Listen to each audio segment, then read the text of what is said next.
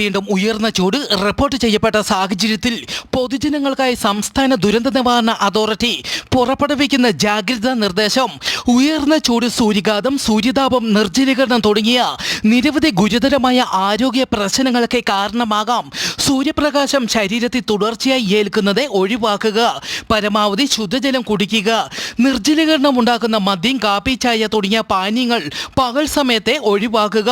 അയഞ്ഞ ഇളനിറത്തിലുള്ള കോട്ടൺ വസ്ത്രങ്ങൾ ധരിക്കുക. പഴങ്ങളും പച്ചക്കറികളും ധാരാളം കഴിക്കുക. പുറത്തേക്ക് ഇറങ്ങുമ്പോൾ പാദരക്ഷകൾ ധരിക്കുക. കുടയോ തൊപ്പിയോ ഉപയോഗിക്കുക. നിർമ്മാണ തൊഴിലാളികൾ, കർഷക തൊഴിലാളികൾ, വഴിയോര കച്ചവടക്കാർ തുടങ്ങിയവർ ജോലി സമയം ക്രമീകരിക്കുക. ജോലി സമയത്തെ ആവശ്യത്തിന് വിശ്രമം ഉറപ്പാക്കുകയും ചെയ്യണമെന്നും അറിയിച്ചു. ഇറാനിലെ ബന്ദർ അബ്ബാസ് തുറമുഖത്തെ ഇന്നലെ ഉണ്ടായ സ്ഫോടനത്തിന് പിന്നാലെ ഇന്ന് വീണ്ടും സ്ഫോടനം റിപ്പോർട്ട് ചെയ്തു.